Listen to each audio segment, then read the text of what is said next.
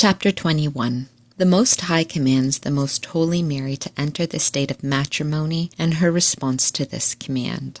At the age of 13.5 years, having grown considerably for her age, our most charming princess, most pure Mary, had another abstractive vision of the divinity of the same order and kind as those already described. In this vision, we might say, happened something similar to that which the Holy Scriptures relate of Abraham, when God commanded him to sacrifice his beloved son Isaac, the only pledge of all his hopes. God tempted Abraham, says Moses, trying and probing the promptness of his obedience in order to reward it. We can say the same thing of our great lady, that God tried her in this vision by commanding her to enter the state of matrimony. Thence we can also understand the truth of the words, how inscrutable are the judgments of the Lord, and how exalted are his ways and thoughts above our own. As distant as heaven is from earth were the thoughts of Most Holy Mary from the plans which the Most High now made known to her by commanding her to accept a husband for her protection and company, for as far as depended upon her will, she had desired and resolved during all her life not to have a husband, and she had often repeated and renewed the vow of chastity which she had taken at such a premature age. As already mentioned, the Lord had celebrated his solemn espousal with the Princess Mary when she was brought to the temple, confirming and approving her vow of chastity and solemnizing it by the presence of the glorious hosts of angels. The most innocent dove had withdrawn herself from all human intercourse, relinquishing entirely all that might be called worldly interest and attention, or love and desire of creatures. She was altogether taken up and transformed by the pure and chaste love of that highest good which never fails, knowing that she would be only more chaste in its love, more pure in its contact, and more virginal in its acceptance. When therefore, without any other explanation, the command of the Lord reached her that she now accept an earthly spouse and husband, what surprise and astonishment was it to this heavenly maid who, in her fixed confidence, was living so secure in the possession of God himself as her spouse, and who now heard from him such a command. Greater was this trial than that of Abraham, for he did not love Isaac in the same degree as Most Holy Mary loved inviolate chastity.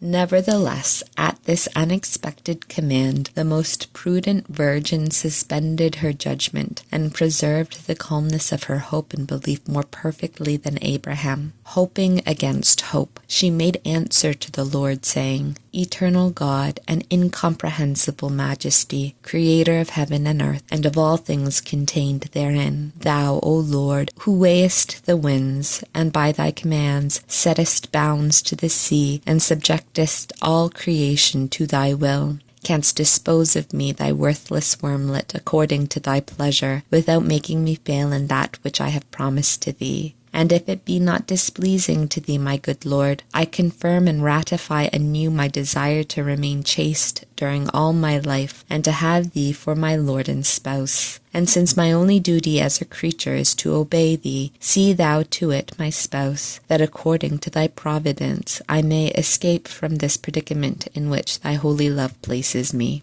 There was, however, some uneasiness in the most chaste maiden Mary, as far as her inferior nature was concerned, just as happened afterwards at the message of the Archangel Gabriel. Yet, though she felt some sadness, it did not hinder her from practicing the most heroic obedience which until then had fallen to her lot, and she resigned herself entirely into the hand of the Lord. His Majesty answered her, Mary, let not thy heart be disturbed, for thy resignation is acceptable to me, and my powerful arm is not subject to laws. By my disposition, that will happen which is most proper for thee. Consoled only by this vague promise of the Lord, Most Holy Mary recovered from her vision and returned to her ordinary state. Left between doubt and hope by the divine command and promise, she was full of solicitude, for the Lord intended that she should multiply her tearful sentiments of love and confidence, of faith, humility, of obedience, of purest chastity, and of other virtues impossible to enumerate.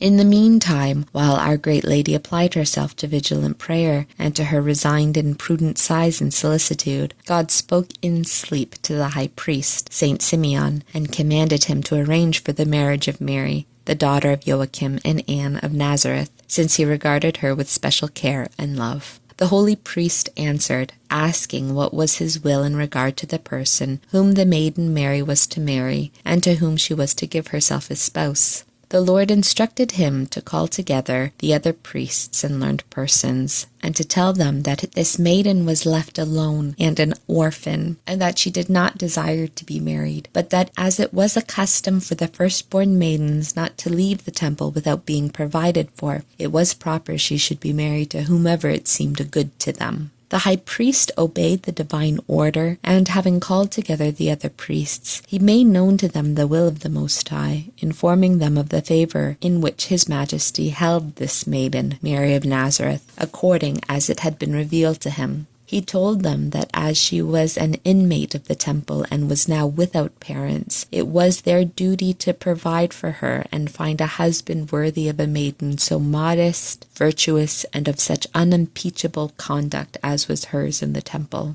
Moreover, as Mary was of noble lineage, and as her property and other considerations made this marriage particularly important, it was necessary to consider well to whom she was to be entrusted. He added also that Mary of Nazareth did not desire to be married, but that at the same time it would not be proper to dismiss her from the temple unmarried, since she was an orphan and a firstborn daughter. Having conferred about this matter among themselves, the priests and learned men, moved by divine impulse, concluded that, in a matter where so much was involved and where the Lord himself had favorably interfered, it would be best to inquire farther into his holy will, and to ask him to designate in some manner who should be the most appropriate person to be the spouse of Mary. Knowing that her spouse must be of the house and of the race of David, in order to comply with the law, they appointed a day on which all the free and unmarried men of that race, who then might be in Jerusalem, were to be called together in the temple.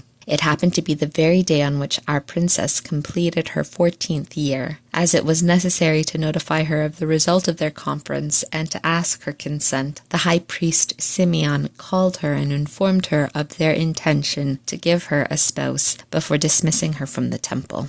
The most prudent virgin, with a countenance betokening virginal modesty, answered the priest with great composure and humility.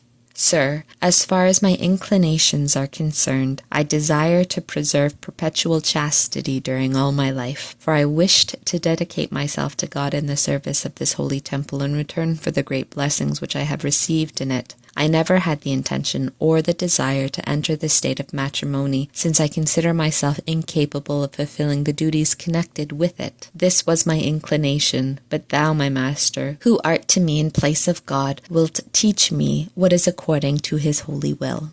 My daughter, answered the priest, thy holy desires are acceptable to the Lord, but remember that no maiden of Israel abstains from marriage as long as we expect the coming of the Messiah conformably to the divine prophecies. Therefore, all who obtain issue of children among our people esteem themselves happy and blessed. In the matrimonial state thou canst serve God truly and in great perfection. And in order that thou mayest obtain a companion according to the heart of God, and who will be conformable to thy wishes, we will pray to the Lord, as I have told thee, asking him to single out a husband for thee, who shall be pleasing to him, and of the line of David.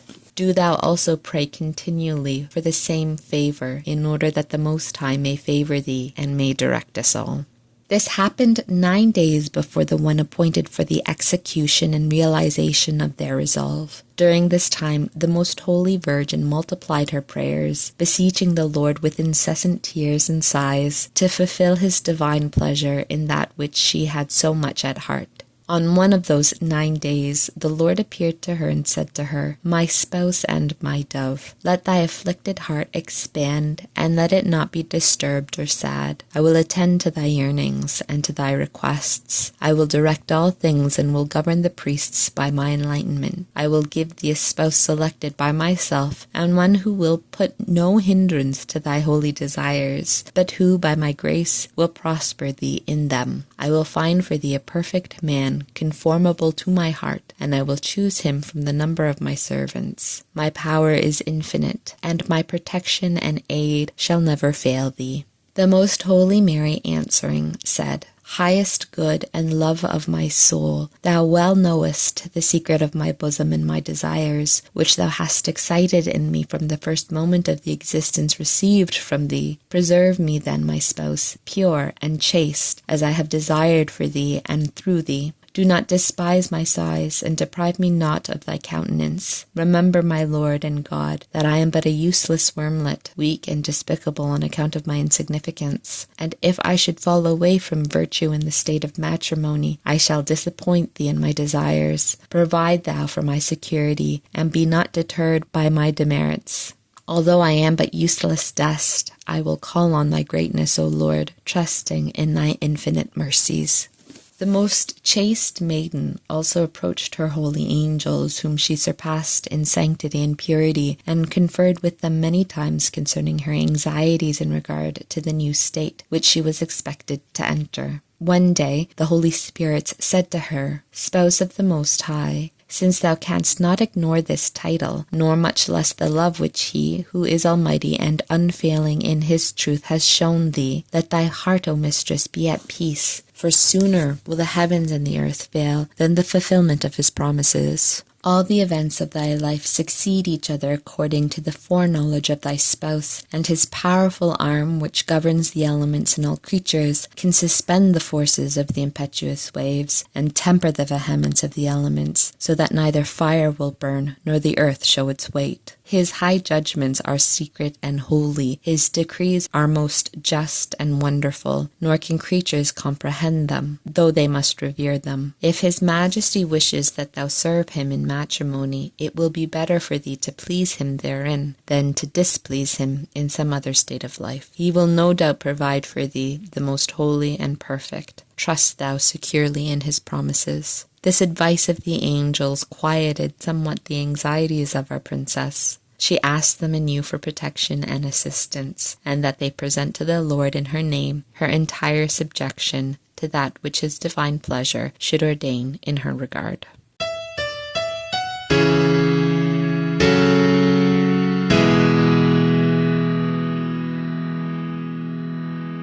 Instruction given to me by the Princess of Heaven.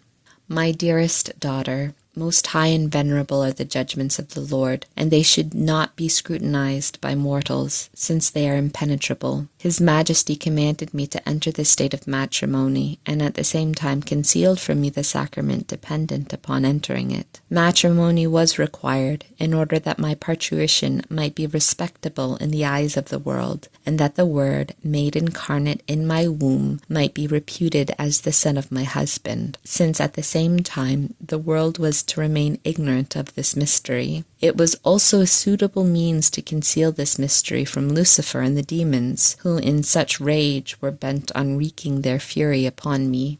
When they saw me enter the married state as other women, their fury was appeased, not thinking it compatible that she should have a husband who was to be the mother of God himself. Lucifer himself was somewhat quieted by this means, and made a truce with his malice. The Lord had also other ends in view, which have become manifest, although on account of circumstances they were hidden to me at that period of my life. I wish thee to understand, my daughter, that the certain prospect of being espoused to any man, without at the same time knowing the mystery concealed from me by the Lord, was the greatest sorrow and affliction which until then I had ever experienced. And if the divine power had not strengthened me in this pain, and had not given me some kind of confidence, although it was only obscure and undetermined, I would have lost my life in this suffering. But from this event thou shouldst learn how complete must be the resignation of the creature to the will of the Most High, and how it must restrict its short-sighted judgment, and guard against scrutinizing the secrets of a majesty so exalted and mysterious. If any danger or difficulty seems to present itself in that which the Lord commands, let man confide in him, and firmly believe that he was not placed therein in order to be forsaken, but in order that he may come forth victorious and triumphant, if he cooperates on his own part with the assistance given by the Lord.